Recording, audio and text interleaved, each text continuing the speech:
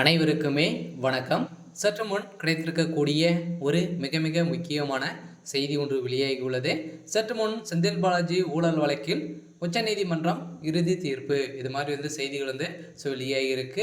இவர் பார்த்தீங்கன்னா சட்டத்துக்கு விரோதமான பண பரிமாற்ற வழக்கில் சிக்கி அமலாக்கத்துறையால் பார்த்தீங்கன்னா கைது செய்யப்பட்டார் இல்லையா. கைது செய்யப்பட்டு இவர் ஒரு 471 நாட்களாகவே புழல் சிறையில் இருந்தார். இதை தொடர்ந்து தான் இப்போ உச்சநீதிமன்றம் பார்த்தீங்கன்னா கேள்வி எழுப்பி இருக்கக்கூடிய நிலையில் தான் இப்போ பார்த்தீங்கன்னா ஜாமீன் கிடைத்ததுமே மறுநாளே அமைச்சராக பொறுப்பேற்றது ஏன் அப்படின்ற கேள்வி பார்த்தீங்கன்னா செந்தில் பாலாஜி அவர்களுக்கு எழுந்திருக்கும் நிலையில் தான் இப்போ செந்தில் பாலாஜியோடைய வழக்கில் உச்சநீதிமன்றம் இறுதி தீர்ப்பு வழங்கியிருக்காங்க. இதை பற்றி தான் இந்த வீடியோவில் நாம் முழுமையாக பார்க்க போகிறோம். அதுக்கு முன்னாடி நம்ம சேனலுக்கு இப்போ தான் நீங்கள் முதல் முறையாக வந்திருக்கீங்க அப்படின்னா மறக்காமல் நம்மளுடைய சேனலை சப்ஸ்கிரைப் பண்ணி சப்போர்ட் பண்ணுங்கள்.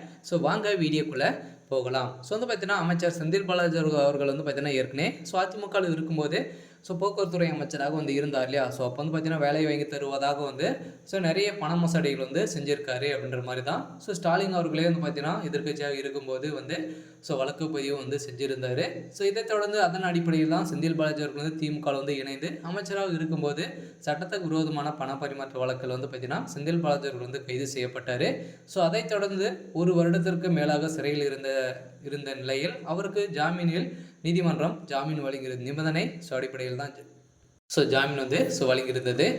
அவர் சிறையில் இருந்த விடுதலையான நிலையில் அமைச்சரவை மாற்றத்தின் போது அவருக்கு மீண்டும் மின்சாரத்துறை மற்றும் மதுவிலக்குத்துறை ஆய்வகத்துறை அமைச்சர் பதவி கொடுத்தது ஏன் என்ற கேள்வி பார்த்தீங்கன்னா உச்சநீதிமன்றம் கேள்வி எழுப்பி இருந்த நிலையில் தான் இப்போ திமுகவுடைய தலைமையகத்துக்கு ஒரு மிகப்பெரிய இடியாக தான் விழுந்து வரும் நிலையில் இதன் தொடர்பாக வழக்கு இன்று உச்சநீதிமன்றத்தில் விசாரணைக்கு வந்தது. அப்போது வழக்கை விசாரித்த நீதிமன்றம் மனுதாரர்களின் குற்றச்சாட்டில் நியமனம் உள்ளது என்றார். அதன் பிறகு ஜாமீனில் வெளியே வந்த மறுநாளே அமைச்சராக பதவியேற்றது ஏன் என்று செந்தில் பாலாஜியிடம் நீதிபதிகள் கேள்வி எழுப்பியதோடு அவருக்கு அமைச்சராக பொறுப்பேற்றதால் சாட்சிகளை அளிக்க வாய்ப்புள்ளதாக கூறியிருந்த நிலையில் அப்போது அமலாக்கத்துறை பார்த்தீங்கன்னா கடுமையாக விமர்சனங்கள் செய்து வரும் நிலையில் தான் இப்போ தொடர்பாக செந்தில் பாலாஜி தரப்பு பதிலளிக்க வேண்டும் என இந்த வழக்கின் விசாரணை வருகிற டிசம்பர் 13ஆம் தேதி பார்த்தீங்கன்னா ஒத்திவைத்திருக்கு.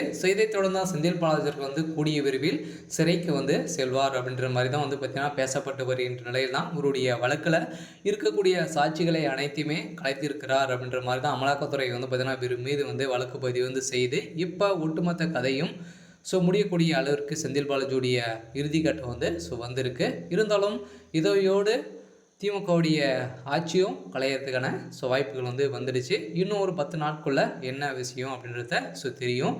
அதுக்கு முன்னாடி மறக்காமல் நம்மளுடைய சேனலை சப்ஸ்கிரைப் பண்ணிக்கோங்க. இது மாதிரி செய்திகளை தெரிஞ்சுக்கணும் அப்படின்னா மறக்காமல் நம்மளுடைய சேனலை தொடர்ந்து பாருங்கள். தேங்க்யூ.